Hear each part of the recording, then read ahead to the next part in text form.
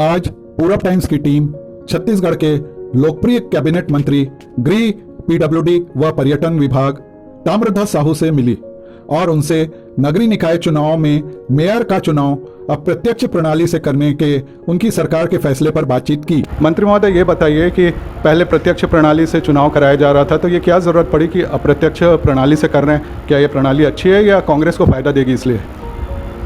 ये प्रणाली अच्छी है या कांग्रेस को फ़ायदा, ये वाली बात नहीं है। जैसा आपने कहा, पहले प्रत्यक्ष हो रहा था, अब अप्रत्यक्ष करें। उसके पहले अप्रत्यक्ष ही हो रहा था। जिसको प्रत्यक्ष किया गया था उसको हम फिर अप्रत्यक्ष में ले आए, तो उसमें कोई नई बात नहीं है। ये तो सरकारें निर्णय लेते रहती हैं कि किस प्रकार से किया जाए जिसमें कम से कम विवादास्पद स्थिति न निर्मित हो, और जोश खरोश में कई बार चुनाव में घटनाएं होती हैं तो उसको भी रोकना, तो इसलिए भी होता है। बहुत सारी बातें रहती हैं, तो उसके हिसाब से एक सामान्य प्रक्रिया है ये निर्णय। अच्छा, ये बताइएगा कि जो विरोधी लोग कह रहे हैं कि इस प्रणाली से धन बल और बाहुबल, इसका बहुत ज़्यादा उपयोग या प्रयोग चालू हो जाएगा, आपकी क्या राय है इसमें? हमारी सरकार में ऐसा कहीं कुछ नहीं होना है। उनका 15 साल का जो अनुभव है उसके आधार पे वो बोलते होंगे।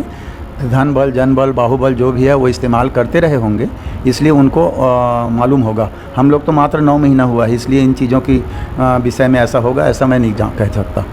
एक और बड़ी चीज़ है कि बहुत सारे जो दोनों पार्टियों के नेता, जो बड़े नेता तथाकथित हो गए थे और महापौर की दावेदारी ठोकने वाले थे, तो उनको अब परिषद चुनाव लड़ना पड़ेगा, तो वापस से ज़मीनी स्तर पर जाना पड़ेगा। इस बारे में क्या कहते हैं आप? देखिए, जो महापौर लड़ना चाहते थे या टिकट मांगना चाहते थे, एक सामान्य प्रक्रिया है, लेकिन अगर बनना है तो पहले पार्षद तो चुनाव लड़ना ही पड़ेगा।